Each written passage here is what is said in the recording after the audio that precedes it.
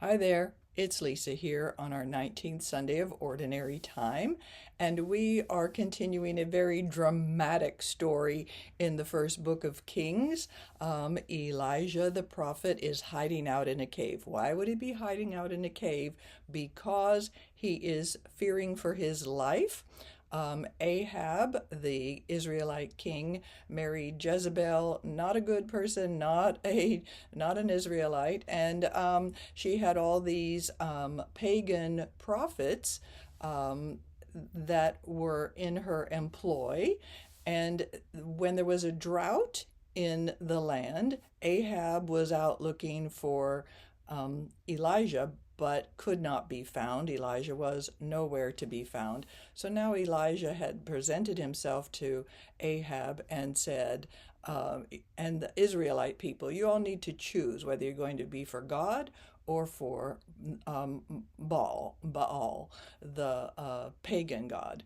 And then there's the dramatic, you recall this, the sacrifices, and the other pagan prophets are dancing and slashing themselves and trying to get their offering consumed by their pagan god.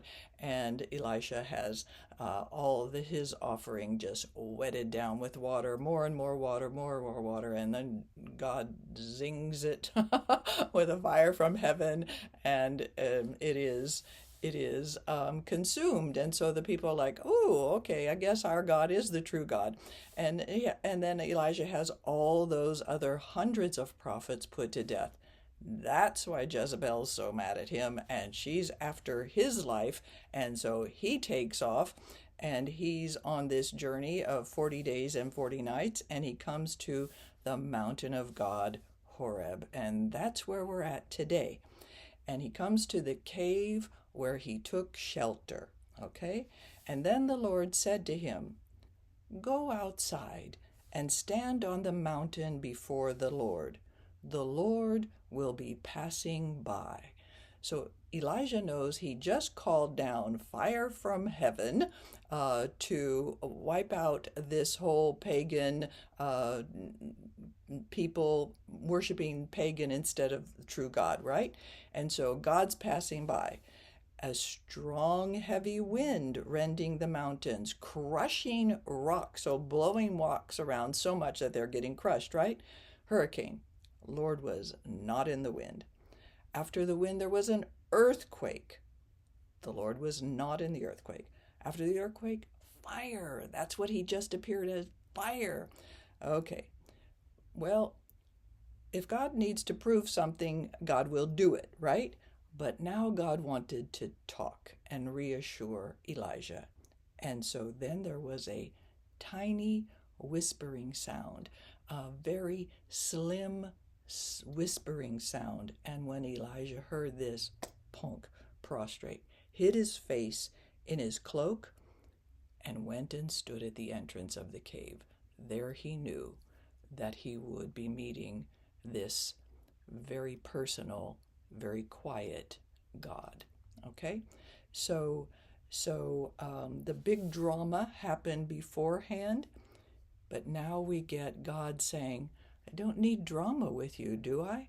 And also what makes me think about this is people will say, why did God do this? Hurricane, earthquake, fire, why did God do this? And maybe that wasn't God doing it.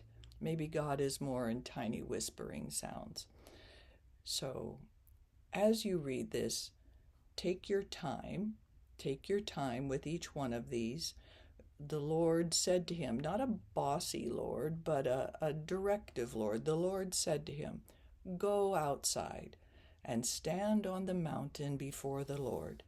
The Lord will be passing by. So that's an awesome thing. So there's a smile at that, right? And then we're going to take them one at a time.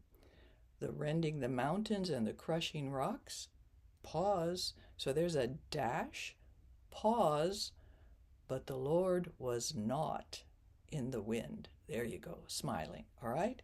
Earthquake. But the Lord was not in the earthquake. But the Lord was not in the fire. Well, what is left, huh? Oh, tiny, tiny whispering sound. That's what's left.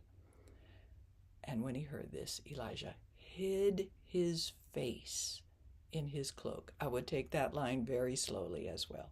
Hid his face in his cloak and went and stood at the entrance. And so now we're smiling at the end. All right. And then 3 seconds after you read a reading from the first book of Kings before you start, and 3 seconds after the entrance of the cave before you say the word of the Lord. All right. God bless.